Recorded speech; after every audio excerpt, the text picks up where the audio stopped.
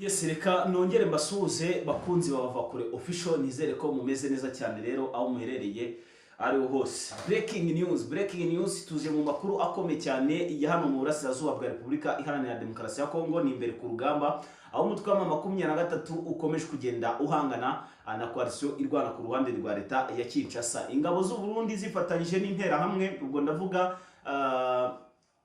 ndavugamo FDLR, nkavugamo Wazalendo, Nyatura ndetse n'abandi bafatanyije nyine kurwanya uyu mutwe wa 23 mu mugambi mubisha, mu mugambi karundura cyangwa se mu gitero karundura n'ubundi cyari kigamije kwivugana bamwe n'ubundi mu basivile cyangwa se mu baturage bari batuye muri bino bice byo muri za Rurambo ndetse nano za Gahororo nandi ajyatandukanye. Tugiye kubibabwira mu mikenke, harimo imirwano ikomeye cyane. Hanyuma ikinzanya hangangewe ni breaking news, ariko hagati aho mugiye kumvamo n'ibintu mudasanzwe mumenyereye ku bijyanye n'urugamba rubera no mu burasirazuba bwa Repubulika Iharanira Demokarasi ya Kongo.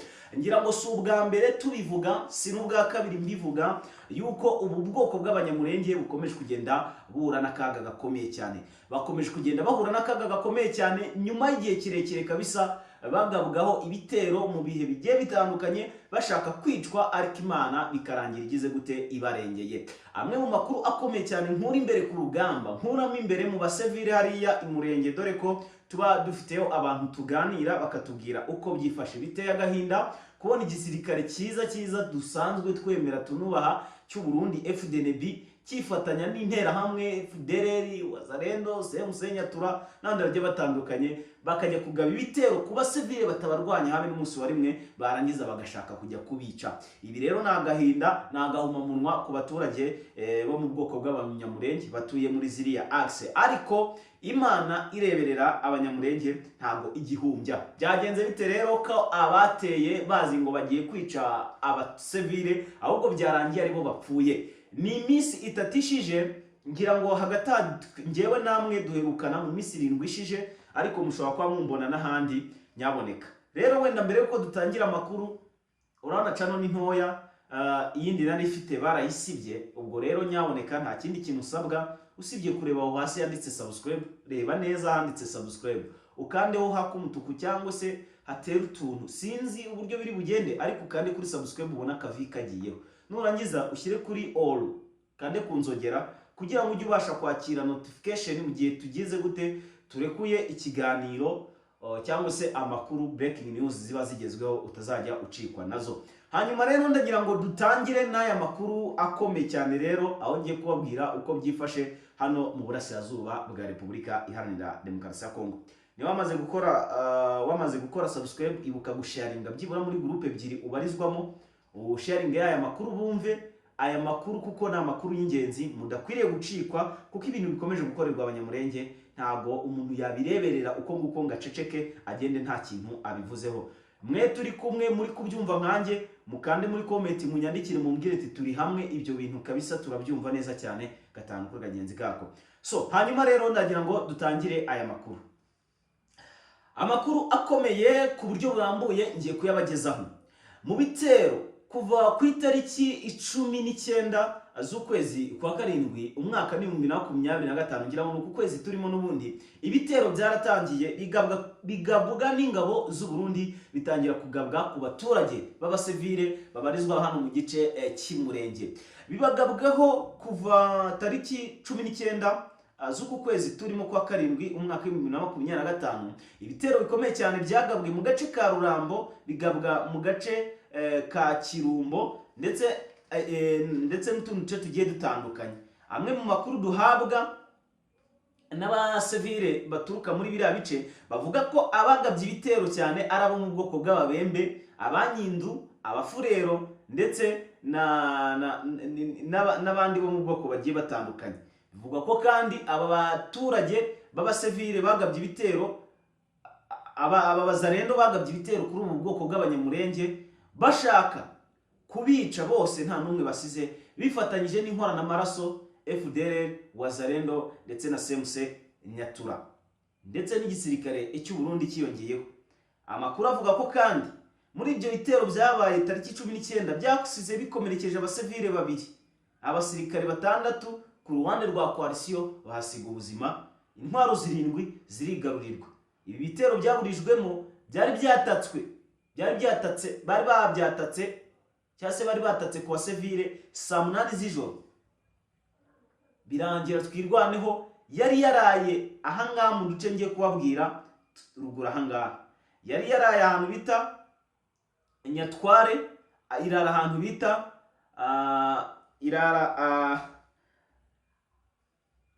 Twirwaneho nyine yari yaraye muri utwo duce tugiye dutandukanye, irara hano hafi no mu ishyamba rya Kabasha mu nkengero, irara kandi no mu tundi duce tugiye dutandukanye hano hafi naho bita kwa Kiryama ndetse no ku Gatobe.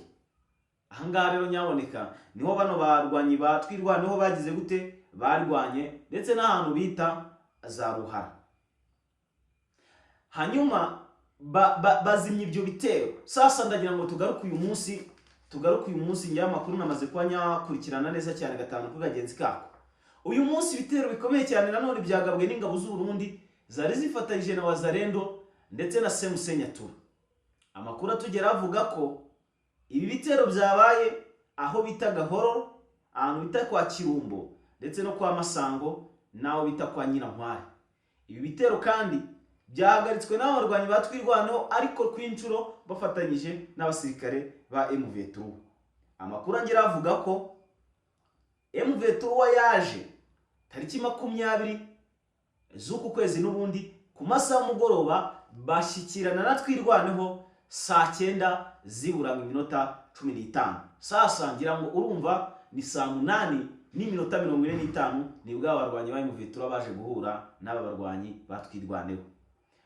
Amakuru avuga ko aba barwanyi ba Twirwaneho bakimara kwifatanya na M23 bakubise coalition n'umundi yabarizwaga hano muri tuduce ngiye kugenda nkubwira mu Rurambo, mu Mikenke, ku Ndondo ya Bijombo, ni indondo ebyiri. Ni indondo ya Bijombo, ku Kijombo nyine hariya, ndetse na Ndondo ya Rurambo. Ahangaha rero hagabwa ibitero bikomeye cyane ndetse n'ahantu bita mu Kiziba. Ahangaha rero Twirwaneho ifatanyije na M23 babashije guhashya coalition bagira gute bayisubiza inyuma.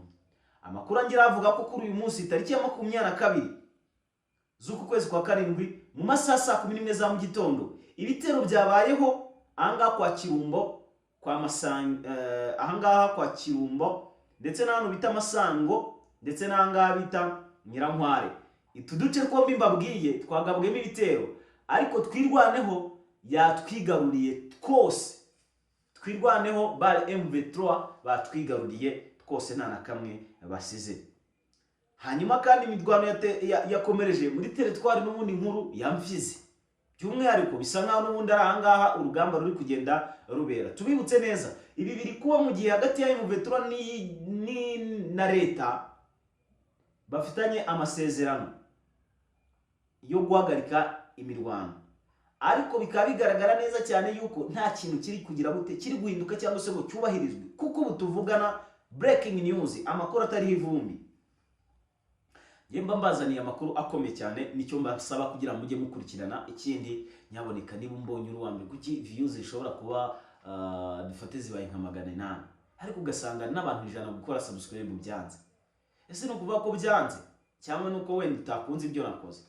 Hanyuma rero wewe umutima mwiza ndagusabye unkandire kuri subscribe ubundi dukomeze kugenda atubana, kuko urumva niba channel yanjye barayisibye sindeke gukora kugira ngo mukunde mujye mubona amakuru. Urumva ni by'agaciro, nta bundi bufasha mpatse bundi, ubufasha mpatse bwa mbere bw'ibanze mu kunkandira kuri subscribe. Wenda n'ubundi mu buryo bwa mikoro nabwo wabumpa bibaye nta kibazo, ariko nkandira subscribe. Hanyuma reka dukomeze n'amakuru yacu.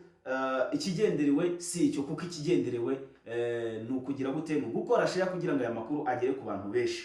Hanyuma rero andi makuru avuga ko M23 ngo abasirikare ku itariki 20 z'uku kwezi ngo 13 ngo barishwe. Go kuri itariki 20 ngo abasirikare 13 ba M23 barishwe.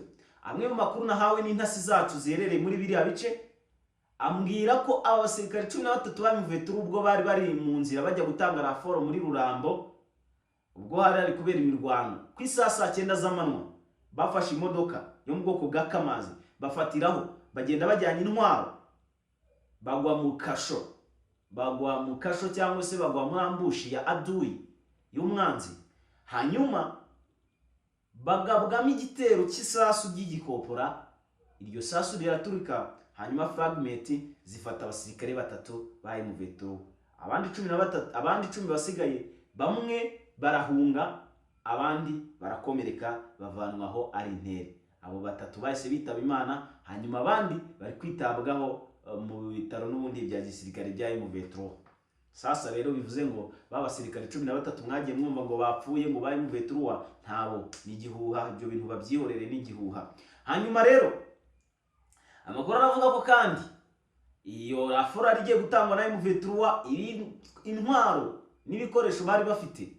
Ubwo ingabo z'u Burundi zashakaga kwita zibyambura cyangwa se izo ntwaro bazigarurira, hari indi rafora isi turuka inyuma, kuko ntabwo iyo ariyo modoka yonyine ya M23 ari igiye, hari n'izindi nyuma zigize gute ziherekeje. Hanyuma bahita batabarira mu maguru mashya, barangije bacakiranira hagati y'akaziba ndetse no mu muhanda ukomeza muri za Mwenga ndetse na za Mfizi nyiri yo ngiyo aho ngaho muri za Rurambo.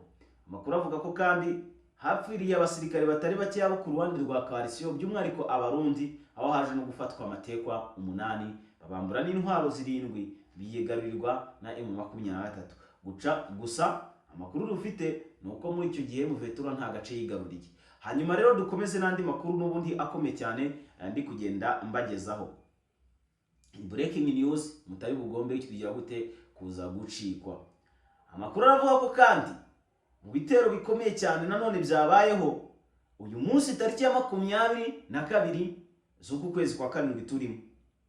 Amakuru aravuga ko aho bita Katogota, Ruvungi, utu duce twaba twiri mu maboko ya M23. Ni nyuma y'igihe utu duce tuberamo imirwano nko ku itariki 18 z'ukwezi gushije, harashwa abasirikare kandi nanone 2 ba M23 bakurwa muri Ruvungi basubira inyuma muri Katogota. Ku munota wa nyuma habura gato ingabo z'u Burundi zigarurire Katogota, M23 yakirira foro z'abasirikare bangana n'ibihumbi 3 byari biturutse mu kigo n'undi gitorezwamo mu kigo cya gisirikare gitorezwamo abasirikare ba M23 cya Rumangabo. Baje n'ubwato bashyikira Bukavu berekezwa ku rugamba muri Katogota urenze Kamanyola. Abasirikare kandi ba 23 bafatanyijwe n'abasanzwe babashije kwigarurira Katogota ndetse banigarurira agace ka Ruvungi.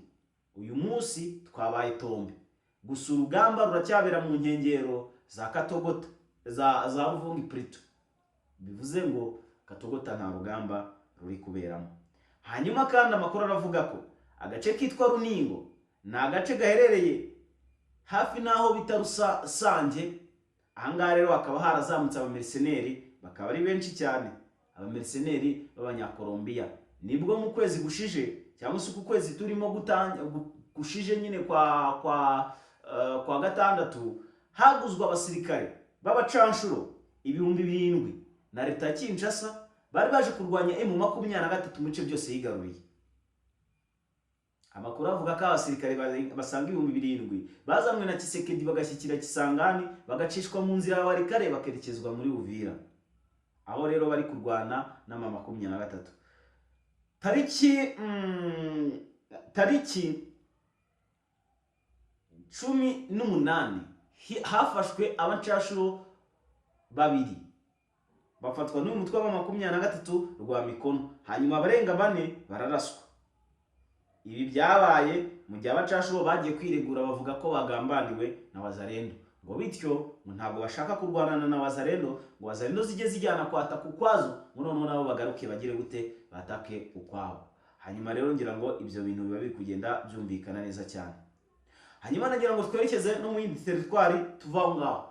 Uyu munsi amakuru uri kutugeraho nuko muri Uvira hatashye ubwoba bwinshi cyane bitewe nuko M23 iri kwasatira. Hanyuma rero nyaboneka ndagushimiye wowe twabanye. Umugabo itaciko Kitambwe uyu munsi yarekuwe mu ijoro ry'ejo, nibwo yarekuwe ku masaha y'igicamunsi, arekurwa abagenzi be basigara muri gereza. uyu mugabo kandi yafunzwe by'agateganyo azira kugambanira umukuru w'igihugu ndetse no kugambirira gukuraho ubutegetsi buriho no kwivugana umukuru w'igihugu. Aho yafunzwe abikekwaho, gusa kuri ubu icyaha nticyamuhamye aza kurekurwa, gusa bagenzi be basigayemo. Ubwo ayo makuru turaza kuyagarukaho mu makuru yacu ataha. Woze gukanda subscribe ushyire kuri all kugira ngo uze kwakira notification mugenza kuba ndekuye ikiganiro cyangwa se ndekuye andi makuru mu rusange namaze kuba mbakorera cyangwa se mbategurira. Amakuru nanone uwo bita Joyce Numba yatawe muri yombi ni meya kandi w'umujyi wa Lubumbashi. Ni nyuma yuko n'ubundi uwo bita Jacques Chabula, guverineri n'ubundi w'intara ya Haut-Katanga, nawe yafunzwe. Bafunzwe ari babiri kandi bose bakomoka hamwe. Hanyuma rero ayo makuru nayo ndacyakorera ubugororangingo, ndaza kuyababwira ku masaha aza kuza kuba akurikira. Hanyuma kandi muri Ituri FARDC ifatanyije muri Ituri Centre de la Gombe, FARDC ifatanyije na Codeco bafashe umwanzuro wo kwataka bano barwanyi bayobowe na Thomas Bank ndetse no bita India Queen cyangwa se umwite Innocent Kayina. Aho rero batangiye gufatanyamo kugira ngo babarwanye babakure mu bice bigabuririye by'umwariko bibarizwa muri territoire muri intara ya Ituri. Amakuru avuga ko kandi uyu murwanyi avuga ko azihuza nayo mu 23 mu gihe biri kumusatira kubera ko ibyo barwanira byose ari bimwe. Ibyo biri kuba mu gihe mu 23 mu masezerano yasabye ko igomba guhabwa Sud Kivu ndetse na Kivu y'Amajyaruguru cyangwa Sud Kivu na Nord Kivu. Hanyuma rero ngira ngo amakuru yacu ni nuko tuyashoje. Gusa muri Walikare naho hari kuberamo urugamba rukomeye cyane, aho bana basirikare ba M23 bari guhangana n'ubundi ni kwarisirwa no ku ruhande rwa leta ya Kinshasa. Hanyuma ababirigi bakomeje gutanga raporo ndetse n'ibikoresho kwa civile ndetse na wazarendo zibarizwa muri territoire ya Walikare. Naho muri Breusa mu gace ka Rusamambo hari kumvikana mu masasu akomeye cyane, aho bana barwanyi ba FDLR bagerageje ibitero bikomeye cyane kubigaba kuri M23, gusa barasha imbogo kuko ntacyo byafashe nta nicyo byatanze. M23 cyane mu bice byayo kandi nta musirikare n'umwe wahatakarije. Birumvikana ko rero hano ku rugamba haba ku ruhande rwa FDLR haba no ku ruhande rwa M23 bose ntabatakaje. Ibitero kandi byatangiye mu isaha 11 za mu gitondo bisoje mu kanya saa 3 gutyo saa 2, aho rero bano barwanyi n'ubundi basa nkaho barashe ku mbogo babura icyo bafata babura n'icyo bareka, bityo urugamba rurangira uko. Ndabashimiye rero mwe mwese twabanye muri amakuru. Icyambere no kureba hasi yanditse subscribe warangiza ugakanda kugira ngo utazajya ucikwa. Gusa ntarasoza aya makuru, muri Nyabyondo haravugamo urugamba rukomeye cyane, aho bano barwanyi bo muri ba Janvier Karayiri, uyu mugabo Janvier Karayiri Buyingo, uyu mugabo wahoze uyoboye wazarendo zo muri APCRS zabarizwaga hano muri territoire ya Masisi, yamaze nawe kuba arasa imbogo kubera ko ibitero byari bigamijwe bari bagamije kubigaba kuri bano barwanyi n'ubundi barwana ku ruhande rwa M23 cyangwa se kuri bano zino nyashyamba za M23 kubagabaho ibitero, ariko bikaba byagize gute byanze n'ubundi bitero bikaba ntabyo. So ngira ngo birumvikana. Ibyo rero byabaye mu gihe Janvier Karayiri we yatangaje abwira wazarendo ziwe kabisa ndetse n'izi z'uyu mugabo bita Doshi Mirayi, arababwira ati mu bintu abamasezerano areba twe ntago turimo, twe turi wazarendo ntago turi masezerano tureba, ati tugomba kugaruza igihugu cyacu kiri kujyanwa n'ikindi gihugu, ati ibyo ntibyumvikana ukuntu dushobora kwamurwa uburenganzira bwacu.